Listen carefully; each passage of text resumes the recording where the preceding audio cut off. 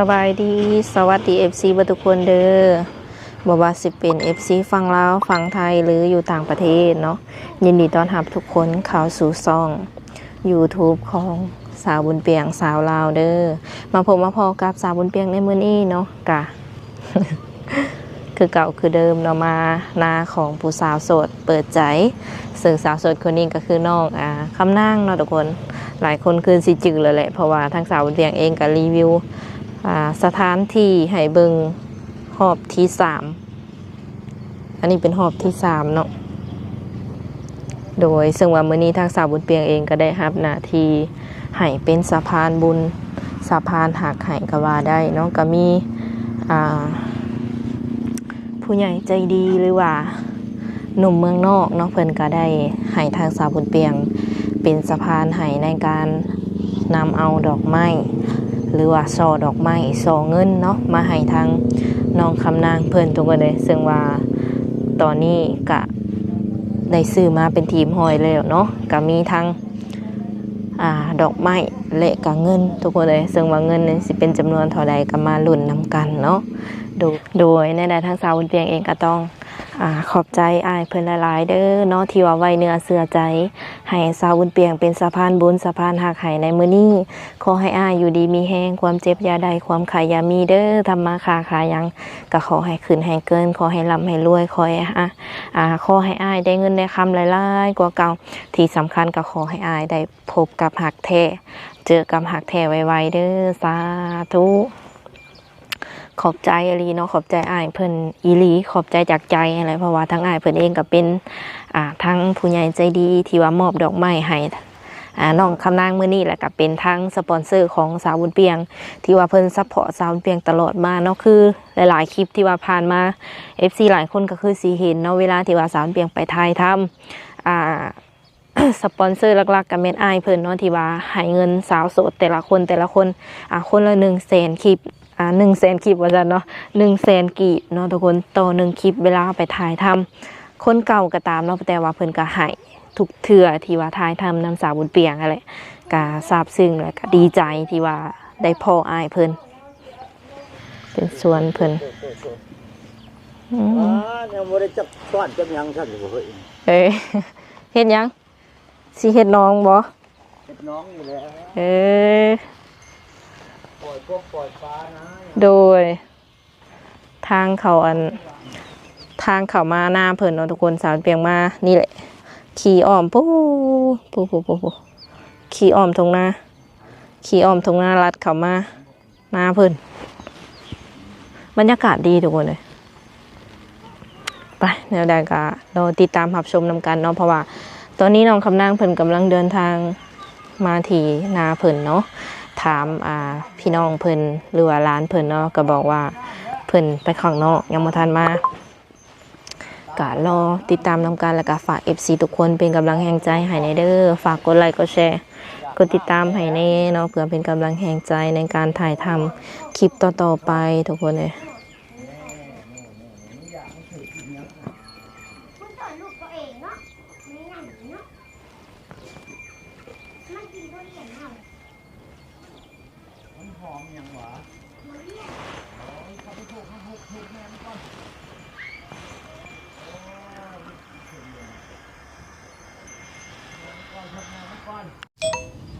โดยสบายดี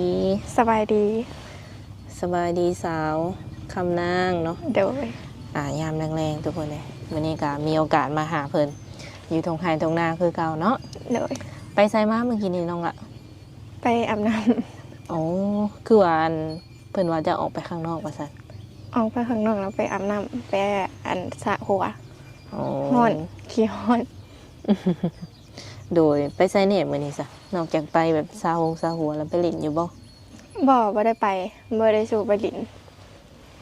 เฮ็ดหยังซั่นแต่ละมื้อแต่ละวันที่กะล้างถ้วยล้างจานในนึ่งข้าวนี่นะช่วงยามแรงอย่างเนี้ยตื่นเช้ามากับลูกนึ่งข้าวแล้วก็มานอนต่อและเฮ็ดเวียกประจำเนี่ยล่ะเฮ็ดเวียกอยู่ในนาโอ้เวียกอยู่ในเฮือนนี่เนาะแม่น คือเวียกแบบว่าไปรับจ้างชื่อว่าอะไรรับจ็อบตอนนั้นในสายยังเฮ็ดอยู่บ่ กะบ่ได้ไปเฮ็ดแหละ มันจักไหนๆมันเมื่อยอีกอย่างเงินเดือนน้อย เท่าไรเงินเดือนจะได้ เดือนละล้าน ล้านกีบเนาะ แม่น แบบว่าเป็นเดือนแบบเที่ยวไปเที่ยวมานี่ได้จากค่าน้ำมันเป็นไรเห็นบอก บ่ อ๋อ แบบว่าต้องจ่ายค่าน้ำมันเองหั้นนะเที่ยวไปเที่ยวมา อืม แบบว่าอีกอย่างเงินเดือนน้อยแล้วบ่อยากเฮ็ด ม ก็เลยแบบว่าอันอย่าแต่ด้นแล้ว มันบ่คุ้มกับค่าแห้งเนาะ แม่นอีกอย่างมันอันนั้นเผื่อสิเลิกนะลูกค้าเขามากินเบียร์อยู่ร้านอาหารอีกได้ค่ะแล้วก็ต้องแบบไปเสิร์ฟให้เขาอีกแน่ อย่างน้องเป็นเด็กเสิร์ฟเด้บางทีก็ได้ติปหน่อยนี่ติปหลายนี่ก็ เออแต่ยังดีอยู่ได้หาได้ติปอีกเนาะ ส่วนหลายมันก็สิบ่ได้อะนะ อ๋อคือการได้ติปนี้ได้จากแบบใดเฮาไปแบบหยินเบี้ยหยินหยังให้เขาบ่หรือว่าแบบเพิ่นตั้งอยากให้เลย เพิ่นตั้งอยากให้นะแบบเฮาไปเสิร์ฟอาหารให้เขาแล้วเขาให้นะ ให้บางทีก็10-20,000บางทีก็50นี่สูงสุด โดย บางทีก็100,000ได้ หลายสุดนะ100,000บ่ แม่น 100 กว่าบาทเนาะ แม่น หากคันว่าได้ทุกมือก็ถือว่าโอเค แต่ว่าอันนี้ก็แล้วแต่ดวงอีกแม่นบ่บางมือก็ได้น้อยบางมือก็บ่ได้เลยมีบ่ แม่น อ๋อตอนนี้นี่ถือว่าอยู่เพื่อนละล่าเนาะ แม่น โดยบ่ได้มีวางแผนบ่ไว้ในใจว่าอยากไปเฮ็ดงานเหตุการณ์หรือว่าอยากทำมาค้าขายหยัง ก็อยากไปเฮ็ดงานอยู่ไทยก่อนนะแล้วจังมาเปิดห้างอยู่ลาวเปิดห้างขายของนี่นะอยากเปิด อยากขายหยังนะ เปิดห้างขายของช่ำนี่นะขายแบบห้างขายเครื่องทั่วๆไปนี่นะอยากเห็ดมันเป็นแบบทรงโมเดิร์นห้างขายเครื่อง แล้วก็มีแบบ มีเพื่อนนำนะติดกันนะคะอยากเห็นแบบนี้ว่าอยากไปหาเงินอยู่ไทยก่อน อ๋อก็คือมีความใฝ่ฝันว่าอยากเปิดห้าง แม่น ขายเครื่องขายของ แม่น ประมาณนี้ โดย อันนี้คือความฝันแม่นบ่ แม่น แบบบัตรเบอร์นี่เฮาแบบเตรียมไว้แล้วบ่ ยังไม่ได้ทันเห็ดเลยยังบ่มีเงินเห็ด สมมุติว่าเฮ็ดนี้แพงบ่น้องหล่ะประมาณจักพัน อันนี้ก็ เฮ็ดบัตร น่าจะ5,000นี่แหละ เพราะว่าเห็ดบัตรใหม่ได้น้องยังบ่เคยเห็ดบัตร บ่เคยจักเถื่อบ่ตั้งแต่แบบเป็นสาวมานี่ บ่เคยขำไปอันฝั่งไทยเลย แต่ใหญ่ขึ้นมาบ่เคยแต่อีกหน่อยก็ยังบ่เคย มีแต่ไปเที่ยววัดอยู่แถวลาวเฮานี่นะบ่ได้ไปไกลหั้นนะ อ๋อ ถึงกันแบบไปอยู่ไทยหั้นนะ โดยเป็นอะไรซะหลังจากที่ว่าถ่ายทำไปคนใหม่เข้ามาอยู่บ่ ก็มีเนี่ยแล้วเขาก็บ่ได้คุย บางทีเขาก็ถามจุกจิกเกินไปหน่อยนึงก็อารมณ์เสียแน่นะ เลยอ้ายผู้ที่เอาดอกไม้ให้มื้อนั้นได้คุยกันและบ่ คุยกันแบบปกติ เอาก็คุ บาย ง ดี ที อยู่ แบบเพิ่นเฮ็ดงานก็เลยบ่ได้ทักหาเพิ่นเลิกงานหรือว่ายังเพิ่นว่างๆก็เลยทักไปหาเพิ่นหั้นนะ เพราะว่าบ่อยากรบกวนเพิ่นบ่ได้เวลางานเวลาเฮ็ดเวียกหยังเนี่ย โอ้หากแต่ก็ได้คุยกันอยู่เนาะ แม่นได้คุยกันอยู่ ก็คือสิว่าเลยยังบ่ทันได้แบบตกลงปรงใจบ่ ก็เบิ่งกันไปก่อนนี่นะก็ยังบ่มั่นใจปานใดย่านเพิ่นคือคนอื่น แต่ก็เบิ่งคำว่าคำจากันน่าจะบ่คือผู้อื่นปานใดหั้นนะ โอ้โดย แล้วก็แบบนิสัยการคุยหยังนี่นะยังบ่ได้โทรหาเพิ่นเลยซ้ำจักเทื่อเลยเนี่ยนะตั้งแต่ลงกับเพิ่นนะตั้งแต่มื้อนั้นนะยังบ่ได้โทรหาเพิ่นเลย โดยมื้อนี้ก็ทางเอื้อเองก็ได้เป็นสะพานบุญสะพานหักให้เนาะ โดย ให้น้องคือเก่าหั่นแหละกับหนมต่างประเทศตัวนี้ โดย คือเพิ่นเองก็อยู่ทางอเมริกาตัวนี้เนาะ โดย ใน ได้คุยกับเพิ่นแล้วบ่ คนที่ว่าอยู่อเมริกานะบอก แม่นยังบ่ แมน คือเพิ่นเองก็ได้ฝากช่อดอกไม้มาเนาะคือเพิ่นตั้งใจที่จะฝากโดนแล้วแต่ว่าด้วยว่าเพิ่นก็ติดเวียกติดงานแน่เนาะเห็นน้องอัดคลิปมื้อนั้นว่าบ่เคยได้ของขวัญวันวาเลนไทน์นั่นแหละโดย เพิ่นก็เลยตั้งใจไว้แล้วความหมายคือเพิ่นตั้งใจไว้แล้วว่าสิให้น้องเนาะหากเพิ่นก็เห็นแล้วคลิปก่อนที่ว่ามีคนให้ไปแล้วเนาะ อ๋อ ก็ถือว่าโชว์นี่ก็เป็นโชว์ที่2ซะเนาะสำหรับอ้ายเพิ่น โดย อืม โชว์ที่2ของน้องแต่ว่าเป็นโชว์แรกของอ้ายเพิ่น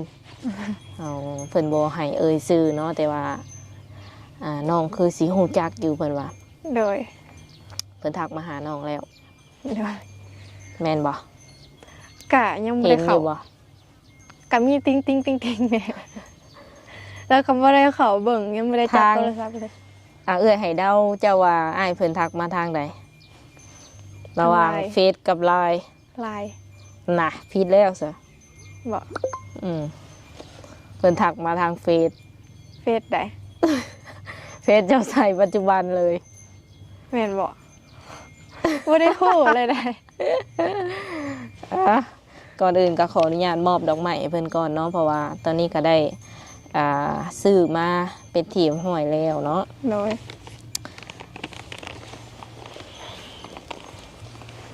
อ๋อโดย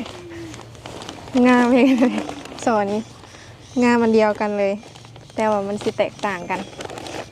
ใช้มาให้ FC เบิ่ง โดย อืมตกแต่งด้วยใบเงินเนาะแล้วก็ดอกไม้ลีลาการตกแต่งนี่ก็สิงามเป็นพิเศษ โดย อันนี้เป็นซองเงินเนาะโซดอกไม้ที่ว่าสิว่าไงเป็นซองเงินแบบมีใบเงินนำแตกต่างจากซอทวิตอยู่เนาะคันสิเอาคือกันเลยก็ยันว่า มีได้สักซอหนึ่งก็เลยว่าอยากให้ได้อีกซอหนึ่งที่ว่ามันแปลกไปจากตัวเก่ามาแล้วก็มีเงินนำเนาะเอาลงแน้บ่เห็นนี่ ฟาดตัวเอาอีกวันนี้นะ มีเงินนำเพิ่นฝากเงินให้นำเนาะเหลือ มู จาก ขิดอะไรได้ เจ้าตัว ตัวยังเอ่ยว่าบ่ทันเบิดสิ เจ้าว่าแบบบ่มี ก็บ่มี เอ้ยว่าหลีวันนี้นะตัวเอาติ อีหลีความจริงนี่ เอาตัวเอาบอก เงิน ร้อย ก็ จำนวนเท่าไหร่ 3 ล้านกีบ อ๋อ เอานับ โด เบิ่ ย งก่อนถือบ่ครบอยู่บ่ ตัวหนึ่งอะ นับให้ FC ฟังนำเลย1 2แบบนับดังๆแน่ 3 4 5 6ไม่ได้จังหนับได้บ่มันหลายเพิ่น เอ้าเพิ่นก็อยากฮู้เลยเนาะว่ามันครบใบบ่ เขาหนับแบบบ่ได้ยินเสียงได้บ่ เป็นอะไร ปกตินะเขาหนับแบบบ่ได้ยินเสียงอะนะ ตื่นเต้นแล้วเนาะ มันตื่นเต้นอะลีว่าสิเราจะไปหนับทีหลังกับอันมันกับอันนั้นแหละ เอ้าให้เพิ่นได้เบิ่งน้ำให้ FC เบิ่งน้ำมีจักใบ 2 3 4 5 6 7 ครบอันนี้ อืม เพื่อชินับแล้วก็ โดนอันห บ่ นึ่ง เป็น นะ หยังถ่าได้ ตัวเฮาอะไรเจ้านี่เนาะ ตัวว่าแนวใด ตัวว่ามันบ่มีเนาะ เอ้า แล้วฉันก็บ่เซอร์ไพรส์เลยเนาะ 2 3 4 5 6 7 8 9 10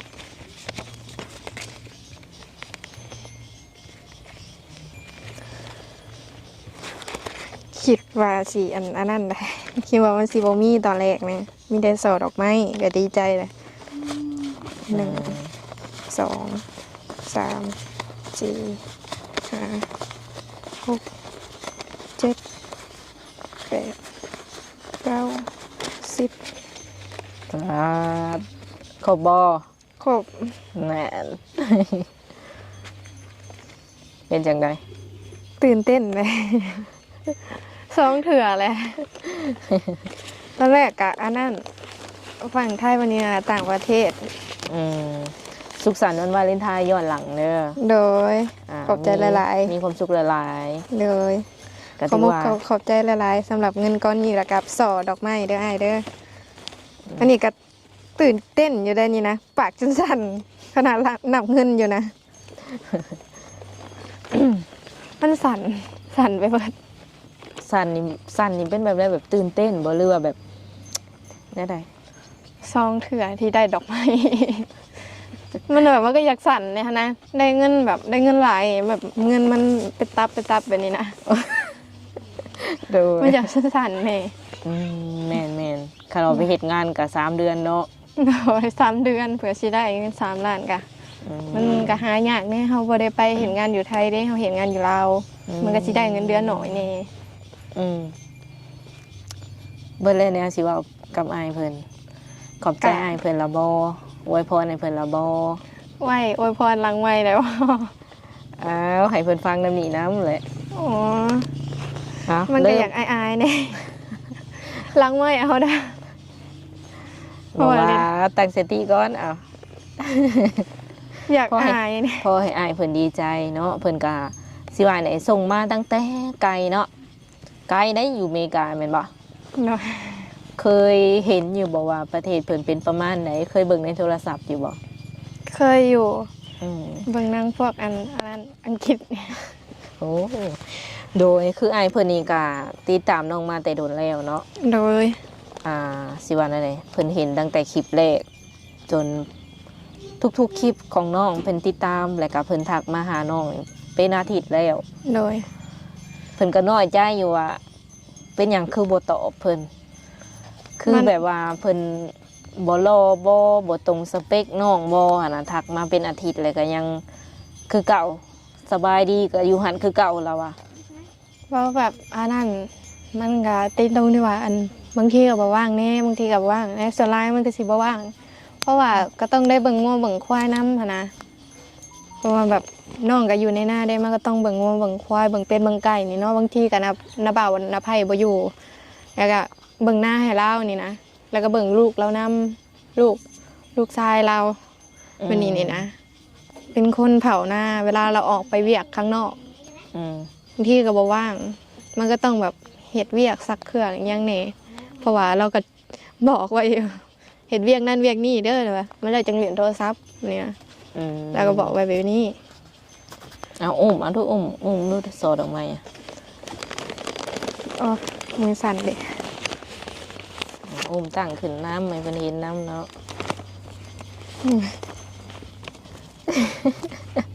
มือสั่นนี่เพิ่นว่านั่นแหละอายเพิ่นทักมาเป็นอาทิตย์แล้ว มีแต่ว่าให้น้องเข้าไปอัน เช็คคืนใหม่เนาะอยู่ในเฟซเจ้าปัจจุบันนี้ที่ว่าเจ้าใส่นั่นแหละเฟซที่ใส่ทักหากันอหย่างปกติ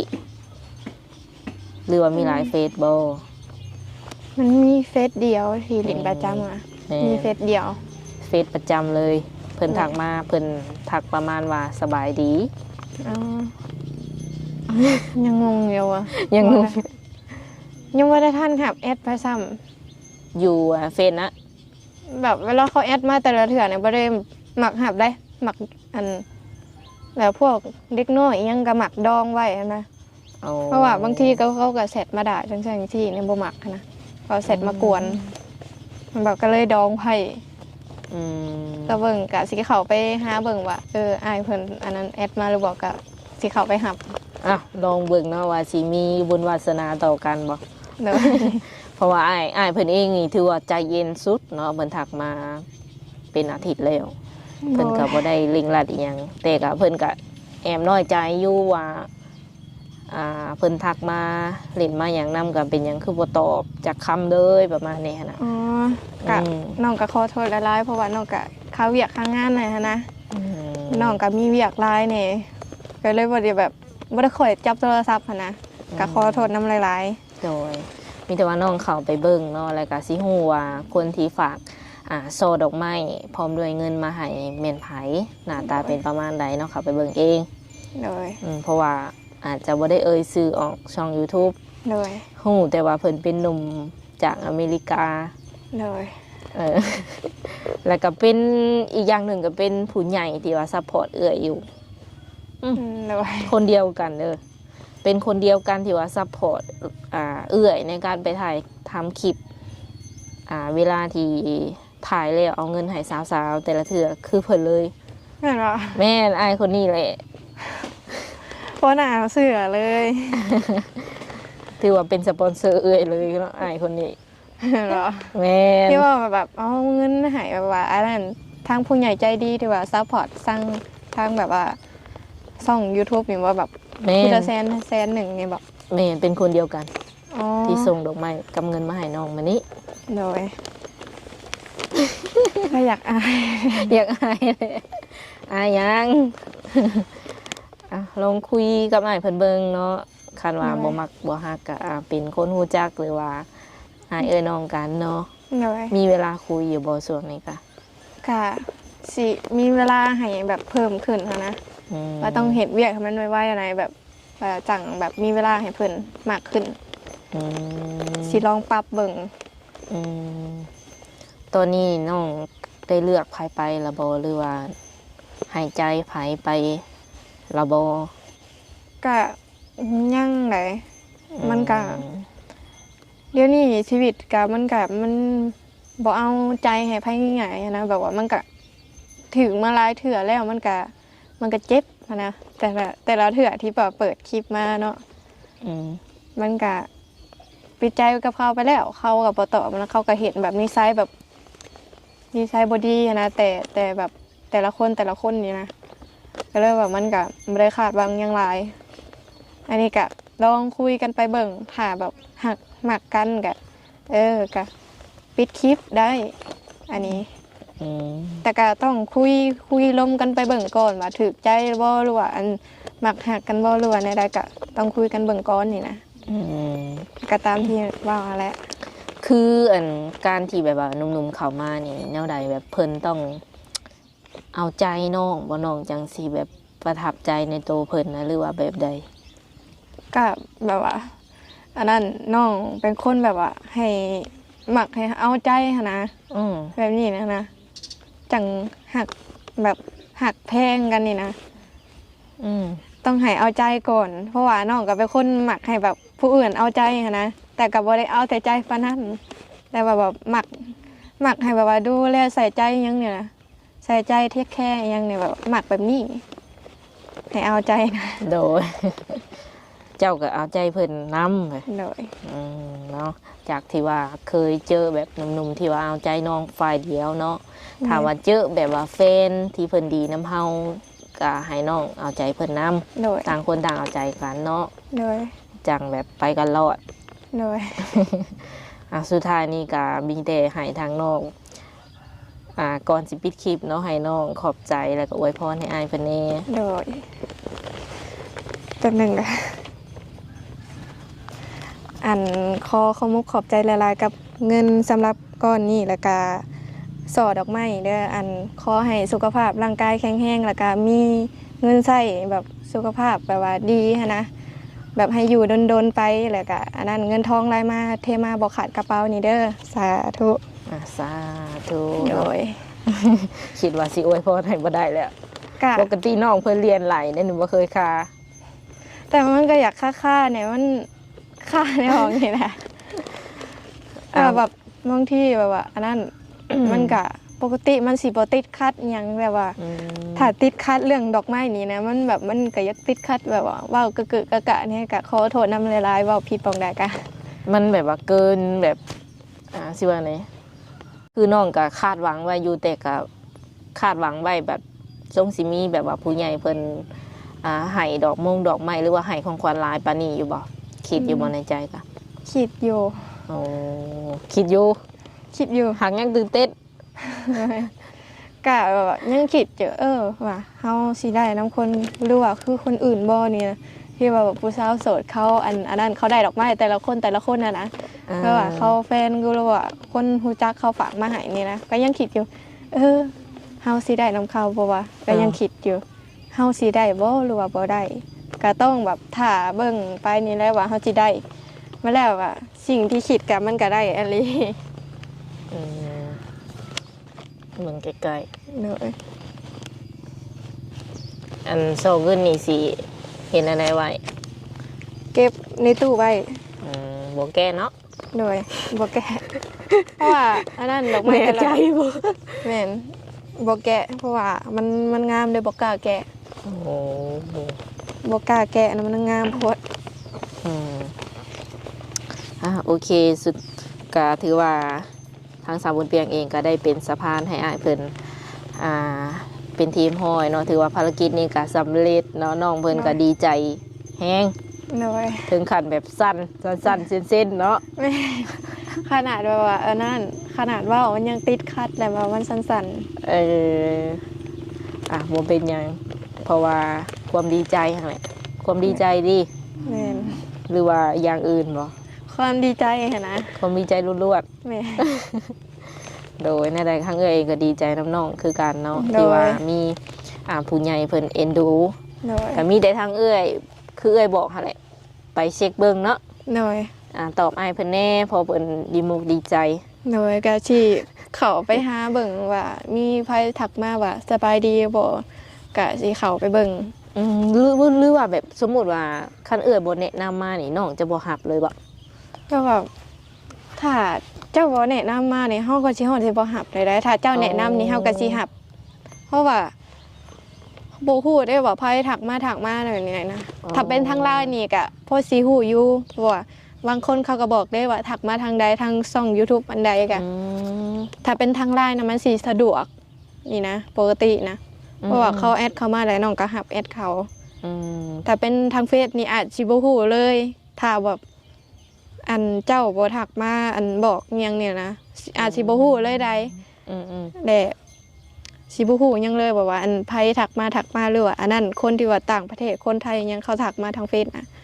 สิบ่ฮู้ถ้าเจ้าบ่แจ้งก่อนนะแบบนี้ ก็คือจะบ่ตอบแม่นบ่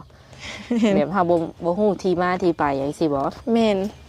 เพราะว่าทางน้องเพิ่นเองก็ได้ถ่ายในหลายช่องเนาะ แม่น บางคนก็มาจากช่องนี้แน่ช่องนั้นแน่จังซี่ แม่น โอเค